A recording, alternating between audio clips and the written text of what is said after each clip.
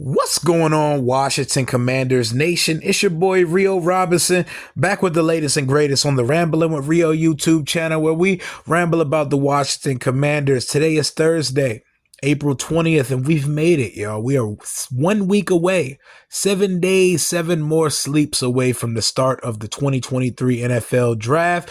And out of Ashburn today, our head coach slash de facto president of football ops and our general manager, Martin Mayhew and Ron Rivera, they spoke to the media today. Today was their 2023 NFL Draft press conference, and the vibes were pretty immaculate today.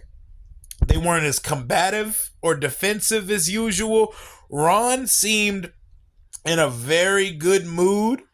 He seemed very confident, chipper, eager, and they feel like they're in a good place. Ron has definitely got his swagger back. He pulled up to Ortho Virginia Training Center at Ashburn Park today, driving the 1970 Chevelle Super Sport Navy Blue. Joan looked like Tommy Egan's off of Power. He came in style today, and Martin Mayhew was a little chattier than normal. You know, Mayhew usually gets right to the point and looks at Ron and stops talking. Today, he was talking a little bit too much at times. Like, I feel like he was showing his hand a little bit, and that's not something Ron and Mayhew usually do at a press conference. But here are my main takeaways from that press conference that we watched today. It was 24 minutes in length, and they got some really good questions in. For starters, they are not going to say, as expected, anything about the ownership change, the tentative deal between the Josh Harris group and Dan Snyder. Rivera even said they haven't talked to the Harris group yet. I don't know how true that is, but they can't talk about it. It's not a done deal officially on wax yet, so they can't really get into that. But Ron let it be known, I have full autonomy of this shit here. I've had full autonomy of this shit here, and things are gonna go like a regular day at work when the draft gets here next week, and me and the Martys are running the show. Ron let that shit be known. He said it with his chest poked out, and he smacked the gavel like, I run this show here right now. They talked about Chase Young's 5th-year option, and I would like to know what y'all feel in the comments, because if they were for sure picking up Chase Young's 5th-year option, why are they waiting till May 2nd, the deadline, to pick it up? Wouldn't you just come out and say, we love Chase, we're picking up his 5th-year option, and we hope to sign him long-term for the future because he's one of the building blocks and pivotal figures here on this roster? He said, you guys will know when we let y'all know on May 2nd. So they're kind of tentative to come out and say what's going on with that. I mean, they don't have to, but I don't know. It sounds a little strange. Like, it seems like a no-brainer to pick up his 5th-year option, but is it? Because they don't really seem too eager to pick that shit up and tell us they're going to pick that shit up. So we're going to find out a couple days after the draft, next Tuesday, May the 2nd. What they're going to be doing. Monday, May the 2nd, actually. As soon as the draft ends, we're going to find out what they're doing with Chase Young. It's very interesting the way that they approach that topic, though. But they talked about positional importance and draft flexibility. Ron let it be known, we signed 3 starters immediately as free agency opened up. And that gives the team full flexibility to draft whatever they like in the draft. And they like all positions, and they're not pigeonholing themselves to specific need and positions at each pick in the draft. And what that also says is that Cody Barton will be your starting Mike backer. Andrew Wiley will be your starting right tackle. And Nick Gates is your starting center as of today. So what that spells out for Chase Rouillet, it's sounding like after the draft, he may be cooked here in Washington, man. I'm not sure. They could get a restructure done, but the way that it sounded the last 2 times I've heard our coach and our GM speak, it sounds like Chase Rouillet may be out of here, man. And after only playing in 10 games in the last 2 years, you kind of understand where they're coming from, coming off back-to-back very serious injuries. But we signed 3 starters thing, they wanted to be known that they see Cody Barton and Nick Gates as starters, as well as Andrew Wiley. And what got me it made my eyebrows perk up a little bit is when they started talking about trading back or trading up in the draft. I feel like Ron was starting to give Mayhew eyes because Mayhew was more than eager to continue to talk about his love for trading back. He said, "Oh yeah, trading up, we'll end up with slim pickings but there's a couple players when that run on certain positions happens that we got to have a conversation about." But then he started talking about trading back, and he goes into, we can gauge everything from pick 16 to 31. We start making calls when we get around 11, and all the teams, and they start talking about the process of how we got Jahan Dotson and how we knew we wanted to get Jahan Dotson last year.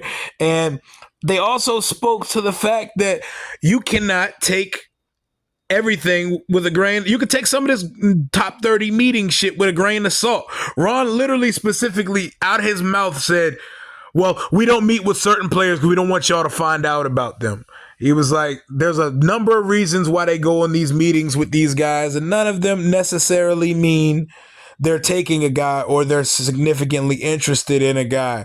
And circumstances may always dictate something else, but Ron feels very comfortable with the QB room. They didn't really give us anything that would indicate that they plan on taking a quarterback early, but they didn't say that they wouldn't.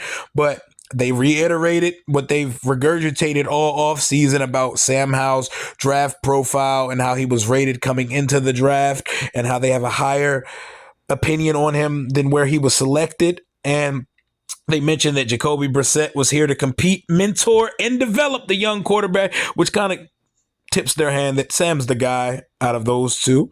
And Ron gave us the same sentiment as last year when he said we're going to react to what happens the 15 picks in front of us. When it gets to around 11, we start talking about the 5 guys that we could possibly select at 16 once we get to about pick 11, and then you start having those conversations about picking up the phone, trading back, how far you want to trade back, and all that good stuff. But they talked about how every position is important, and they pretty much there's a lot of confidence coming out of this side. Like, they look like a team. They feel like this is a playoff roster already, and they feel like they can do and have the freedom to do whatever they like to in this draft, meaning do not rule out luxury picks like Dalton Kincaid or Bijan Robinson in the first round. Am I saying they're going there? No, but they're saying that they look really comfortable where they sit. They said, we looked at the roster when they were working out. These players came reported to work out. They love the attendance. They love the energy and the optimism they feel in the locker room and with the guys. And we can go anywhere in these rounds, guys. We may be in for a surprise next week. We're 7 days out for the draft. They talked about players' age, how that mattered. They asked him about Jalen Hurts' contract, and Ron said some real ass shit. He said, honestly and hopefully, that's a problem we have in 2 to 3 to 4 years with our quarterback. We'd like to have a quarterback that we could pay as well. But he joked walking off the set like, it's going to be a kicker, guys. He seems in very good spirits. He looks healthy. Him and Mayhew are talking a little bit more than usual. I feel like a large weight has been lifted off their shoulders with this ownership shit, but they will not speak to it yet because they'll probably wait till a press conference happens and Josh Harris, Magic, and Mitchell Rails are introduced to the fan base. They talked about the EB effect and what say he has in the draft room. They say, oh, he brings the energy and he lets us know exactly what he's interested in, what he expects out of players that we'd be drafting there. They talked about how their draft board will be finalized Wednesday night, the night before the draft, and Thursday morning, the day of the draft. Scott Abraham asked them, do you guys get stressed? What's the mood and temperament like in the building on draft day? And they were pretty much like, I mean, if you're an early riser, you're up all day. You're just ready to get it over with. You do all these homework on all these players. You make all these phone calls. He spoke to having connections at school, how that makes it easy to pick up the phone and call guys you know and trust about evaluations and last minute character things about players. They pretty much got into a little bit of everything today. They didn't say nothing too crazy, but they gave us more than they usually do. It was less combative and defensive. They were in good spirits. Mayhew got to talking so much, Ron had to go over and give him the eye for a second, like, relax, bro. And Ron pulled up in the Chevelle, Ron's making jokes. Ron's smiling. Ron seems very comfortable where he sits. And I imagine the ownership change of hands lifted a huge weight off of these guys' shoulders, even though new pressure walks in when new ownership comes in the building. But let me know what you guys, if you watched the press conference, what you thought of the mood, temperament, and the things coming out of Ron Rivera's and Martin Mayhew's mouth today. We're now 7 days away from the draft.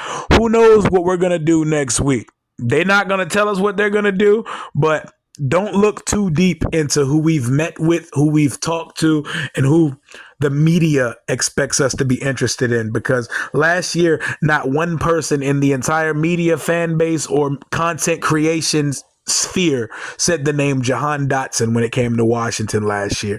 But that's all I got for right now. Hail to the Washington Commanders. Make sure y'all let me know what's good in the comments about what you thought of this press conference. Make sure you're subscribed if you're not subbed up already. We're on the road to 10,000 subscribers. We're almost at 7,000.